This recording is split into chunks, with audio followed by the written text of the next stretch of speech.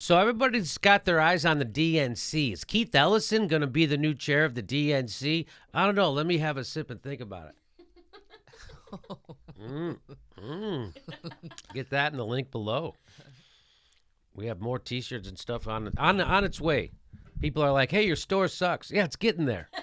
We just started. You can get this there. Okay, so Keith Ellison, everybody, Bernie Sanders, he's supporting Keith Ellison. Guess who else? Chuck Schumer from the Senate supporting Keith Ellison for the DNC, which makes me super suspicious because Chuck Schumer is the problem. So it says Democrats' leadership fight pits the West Wing against the left wing. The battle pits the titans of the Democratic Party against one another, with Mr. Obama's camp at odds with figures like Chuck Schumer, the new Senate Democratic leader, and Senator Elizabeth Warren of Massachusetts. So there's talk that Obama's current labor secretary, Thomas Perez, he also wants to run for the DNC. According to the Times, it says Mr. Perez met with Vice President Joseph R. Biden Jr. Why did they put his whole name like that? Why'd they put the R and the Jr.? Why the R and the Jr.? No one refers to. How about Vice President Biden? Vice President Joseph R. Biden Jr. Was it a 500-word essay and you were up to 496 and you needed 4 more words? What are you doing? Why do they do that? That's nuts. I don't know, Jimmy Dore.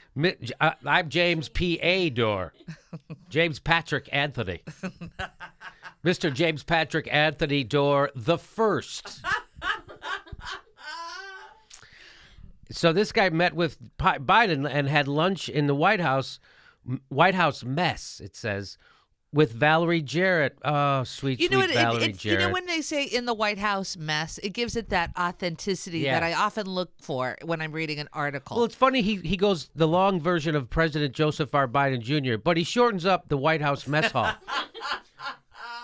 I don't know if is the hall. I never heard anybody refer to the White House mess hall. Is that what he's referring to? Is there a mess hall at the White House? The White House is I don't know what. Look up what White House mess is. We'll come back. Mr. Obama's senior advisor, which is Valerie Jarrett, while also visiting with David Simmons, Mr. Obama's political director. The tumultuous tenure of Representative Debbie Wasserman fucking Debbie Wasserman Schultz. Fucking Debbie Wasserman Schultz, who was forced out as party leader in July, convinced a wide range of Democrats that whoever takes over the committee must make it their sole focus. Wow, it took Deb to let them know that it takes their sole focus. Really, she really knows how to guide a party. Wow. So we don't want to do whatever Debbie Wasserman Schultz did. We want to do the opposite. She was also a congressman. Okay, that's it. You have to be full time. How about you pick somebody who's not repulsive to people when they go on TV, like Debbie Wasserman Schultz? Debbie Wasserman Schultz is definitely not likable on television. She's the opposite, repulsive. I know that sounds mean, but she's really rich and powerful, and it's okay. It really is, believe me, because she just fucked over the country, not only the Democratic Party and Bernie Sanders, a real progressive, and lied all the way through it. She's still lying. She's still... So, and you know what? I do resent that they describe it as the tumultuous tenure of Representative. Tumultuous tenure, not the corrupt tenure. Right. That's what you mean? Yes. Yeah, not the corrupt tenure of Debbie Wasserman.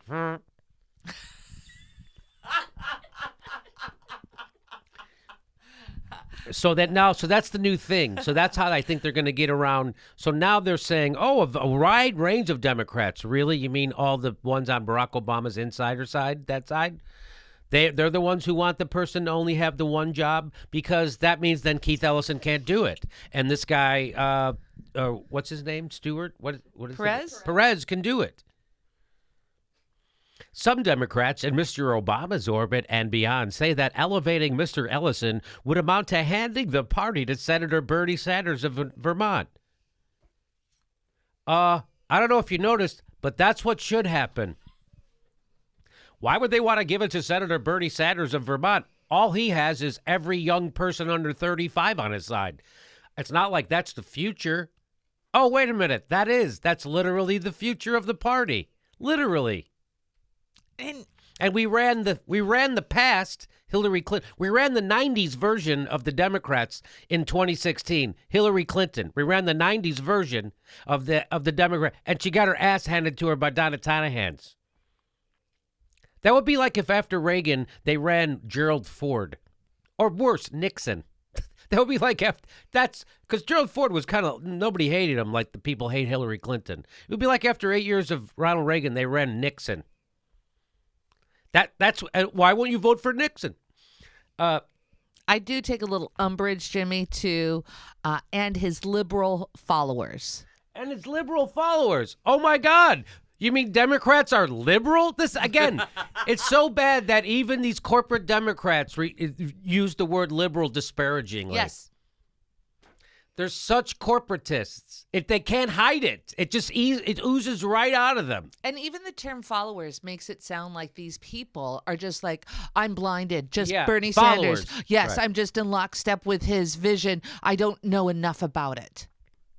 That would be like, that would amount to handing the party to, who the fuck do you want to hand it to? The losers? You want to hand it to the people who are out of touch? The people who couldn't get 5 people to show up in their own living room if they paid them $10,000 each? Is that who you want to have lead the party? You want Chuck Schumer? Do you want Chuck Schumer to lead the party? Why don't you just get Charles Nelson Riley? Who do you want to lead the party? Tim Kaine? Why don't you just get a Republican? Ha! Well, they did have Clinton. Yes, and Tim Kaine, who is a fucking Republican. In any other universe, those Democrats are Republicans. Tim Kaine, Joe Manchin. Yeah, I don't need somebody leading the Democratic Party who believes in right-to-work states. Yeah, yes. Chuck Schumer's even against the Obamacare. He thought that was a big mistake. That's how much of a righty he is.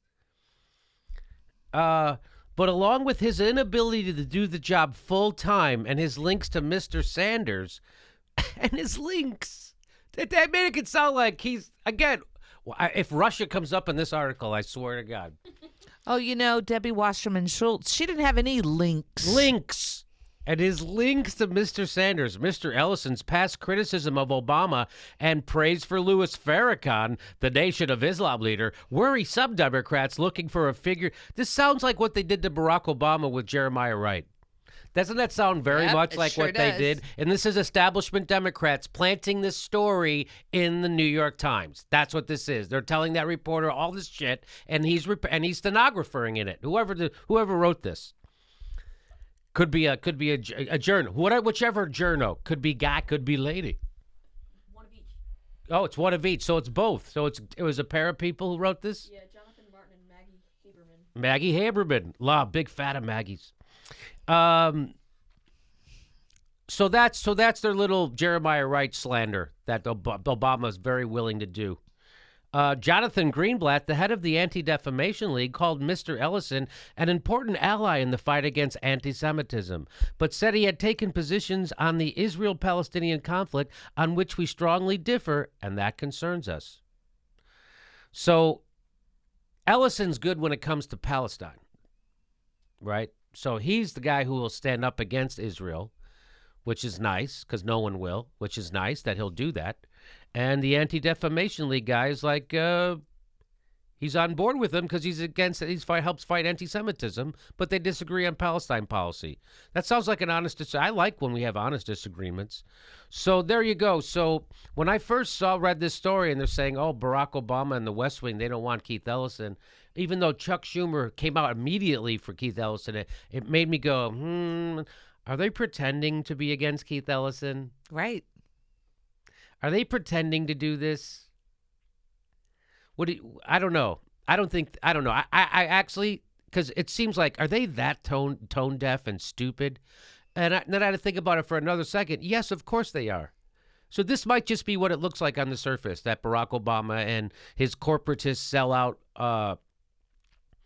morons who got everything wrong, just about the bailout wrong, no thing for the thing, Libya, Syria, still in Afghanistan, no job, can't bring water to Flint, Michigan. How do you not feel like a colossal failure? You're the president of the United States. You can't get unleaded water to black people in Flint, Michigan. What an unmitigated failure you are. The richest country in the world, poisoning its own children with lead, and it's still effed up. And people love Barack Obama. People love him. Barack Obama is a colossal failure. Colossal failure. If Mitt Romney was president, we'd have pretty much the same goddamn country. If Mitt Romney would have taken over in 2008, what would he have done different? We would have got fucking Romney Care. We would have got Romney Care.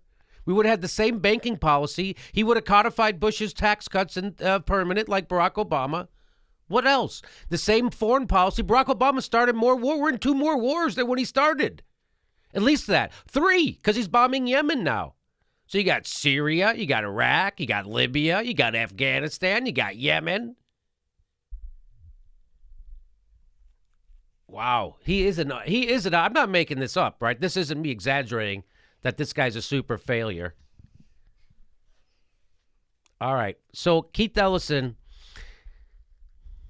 you know, it's just a mixed bag with the Democrats. I'm looking more towards outside politics organizations like unions. Remember, it was the civil rights movement that did more to affect change than politicians. It was the bus riders strike, right? It was stuff like that. So we got to get back to stuff like that. That's what I think. And so I pointed out where Keith Ellison's flaws were in foreign policy, things like that. You know, if this is real, that Barack Obama really doesn't want him, then I want him. Just that simple. If George Bush was for something, I'm against it. If he's against something, I'm for it. It's just that's my jumping off point until I look into it a little further. So if Barack Obama's against Keith Ellison, I'm for him. But I don't think. But my whole point is that people look into the Democratic Party as their savior. I think we're making a big mistake, and so I think we got to do other things. We think we have to. I don't think the Democratic Party is really. We'll see if it's. I think we need to start a third party on the outside, and move the party to the left that way. If everybody who I know, who said they agreed with Jill Stein's positions, would have voted for Jill Stein, she probably would have got 20% of the vote. Because the people who voted for Bernie, which was half the Democratic Party, pretty much Jill Stein's platform was fantastic. Everybody wants a Green New Deal. So I think it's a real possibility. 40% of Americans say they're not affiliated. They don't consider themselves Democrat or Republican. So I think it's time, third parties, people say, third parties have played crucial roles in American politics. Crucial. So when people say that, they're just repeating a line handed to them by the two-party duopoly. When people disparage third parties, it's not a thought they thought themselves. It's a thought somebody thought up in a think tank like Neera Tanden or Robbie Mook or somebody like that, and now they're repeating it. Just like that stupid thing when people would say, hey, why doesn't the Green Party start on the ground and build the party up? That's a thought that someone like Neera Tanden thought in a think tank, and then someone repeats it like they thought it. If you ever hear someone say that, they didn't think that themselves. They're not original thinkers. And you know who those people are. And they repeat corporate talking points like they thought of it. Okay, so we're getting a little off track. If Barack Obama's against Keith Ellison, I'm for him. It's funny to see that. And I hope I'm going to be laying out the case even more for Barack Obama's unbelievable failure as a president. We're going to have another video coming up. People like the other video. They're sending it around like crazy. And, it doesn't take much thought to point out how he failed. And we're going to keep doing it. We'll be back.